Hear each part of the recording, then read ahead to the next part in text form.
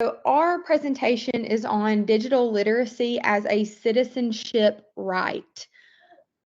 Go ahead and okay, so when we pose this topic, we're looking at this issue and how it's become really more of a topic of concern as people of society have become more involved on the internet. So not only, at work or at school, but also at home, really anywhere that you are, you have access to a computer, to a phone, some type of access to the internet. So this has definitely become more of a popular topic. So kind of broken down digital literacy and then citizenship rights, parts here. So we see it says digital literacy is the ability to use information and communication technologies to find, evaluate, create, and communicate information requiring both cognitive and technical skills. So just thinking about being digitally literate, knowing how to use a computer, knowing how to communicate, all of that information kind of takes different skill sets to be digitally literate. And then when we think about the term digital citizenship and kind of how that's a right, basically just means that everyone has the right to participate online. That's the goal. That's what we're going towards in, the time that we live in here. Okay, so the next part of this, we have a video and we're going to watch the first minute or so of it and just kind of look at the ideas that it's giving us about digital literacy and technology in the world around us. So we'll watch a minute or so of that.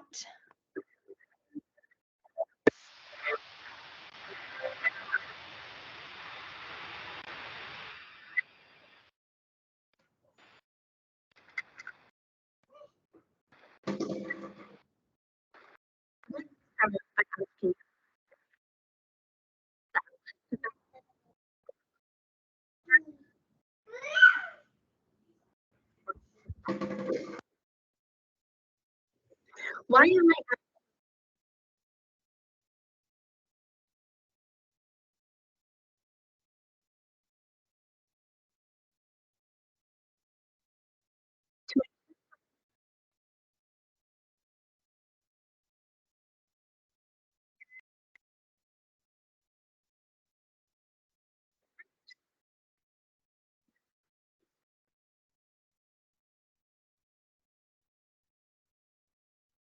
supposed to figure out how do you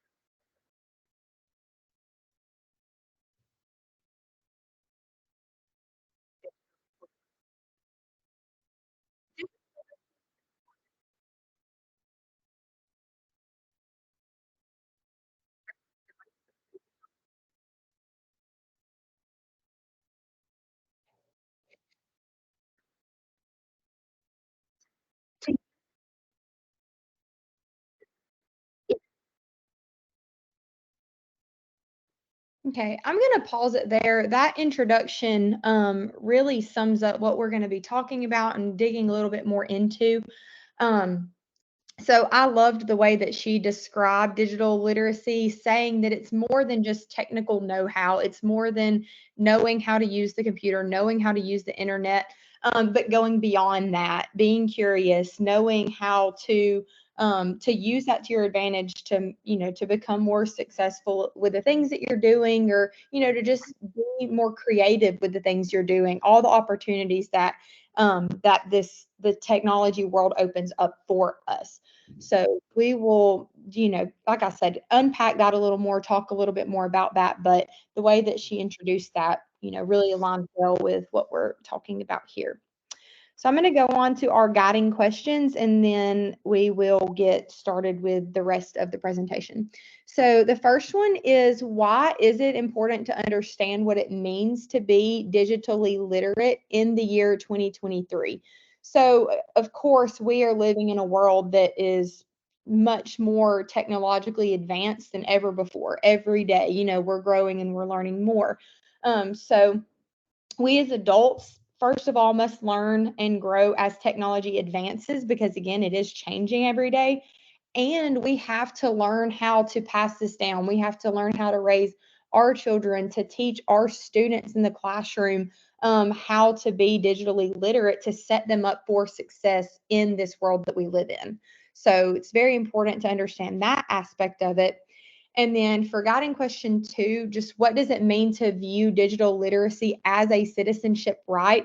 So if you look at all these terms on the screen here, responsibility, communication, information, you've got those rights to use and understand. So just basically understanding the power that you do have with technology. So how it allows us to interact with others in a unique way, being able to communicate with people all over the world, just learning how to play our part in digital literacy. It just helps improve our ability to communicate and be involved in society. Also, safety, though, is something that we have to think of course, with all this information being on the internet.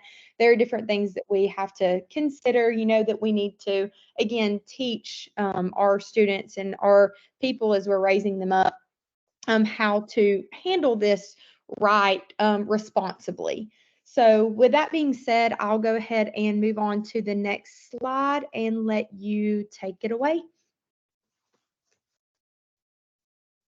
Um, all right. Right now, we are looking at some challenges um, associated with digital literacy as citizens' right.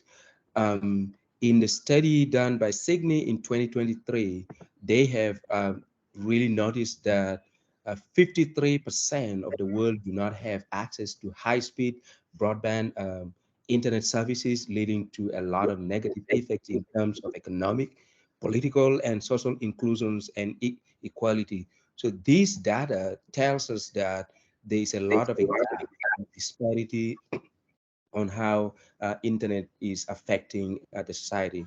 One of the data they have also included is that internet penetration is 89% in Europe, over 80% in America, 70% in Arab states, compared to 61% in Asia and 40% in Africa. So this kind of data really tells us that there's a lot of disparity in the digital use, and a lot of people now do not have really rights to um, digital literacy and their rights.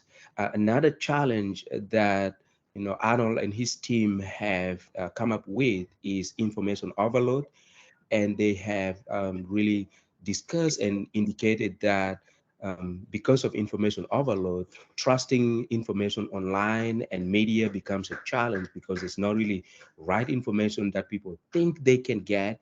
And such are two of the major challenges that we looked at, which is affecting a lot of um, you know citizens' right in using digital literacy. However, literacy, there are several opportunities that can also enhance citizens' right in using digital literacy. One of the opportunity is collaborate. Um, sorry, create a collaborative community who are success driven. And as you've seen in the TED Talk video, the lady talks a lot about how community and the companies can work together and collaborate so that there can be success. And that's one of the opportunity. And the second opportunity can be that digital literacy inspire curiosity to practically innovate and solve problems. And I think this is a key because in our society today, we see a lot of curiosity and, um, you know, digital literacy inspire that curiosity for solving societal problem. And those are the two quick opportunity associated with digital literacy as citizens' right.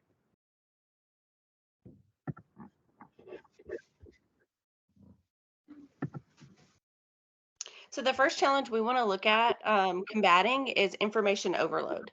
Combating digital information overload in the K-12 classroom is crucial for creating a focused and effective learning environment.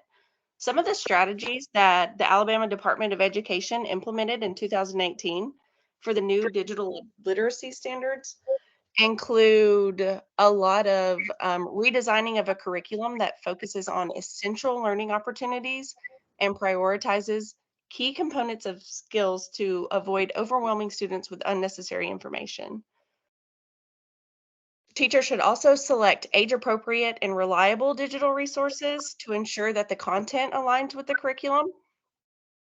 Teachers should also make sure that students know how to evaluate the credibility of sources, discern against unreliable and reliable information, and conduct effective online research. We should incorporate these lessons into our digital citizenship to teach responsible and ethical behavior online. Providing structured digital assessments with clear guidelines that break down tasks into manageable steps and guide students in organizing and presenting information effectively. And we should also include streamlining of our digital platforms. So instead of using 5 or 6 different platforms, make sure we use like 1 or 2 and make sure that the students are comfortable with them and aren't using too many interfaces. And then we should also be able to clearly communicate our digital assignment expectations. So each student in the state of Alabama is increasing their digital literacy more and more each year. Along with these new standards, many school systems have received funds and technology grants to enable the schools to provide devices for students to use in their digital literacy journey.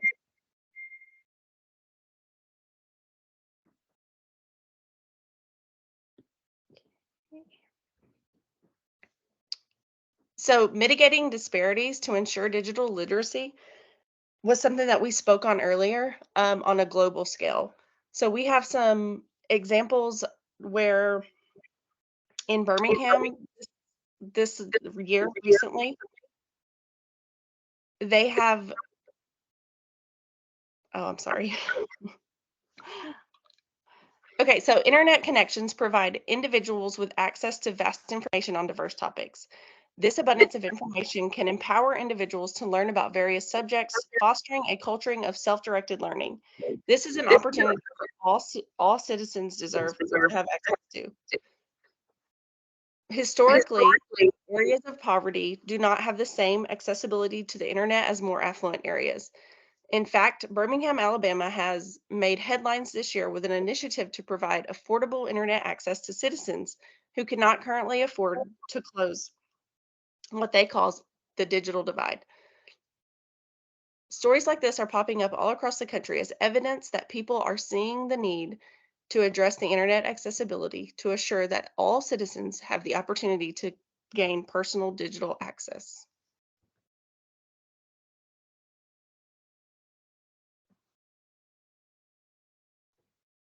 All right. Are we ready to conclude?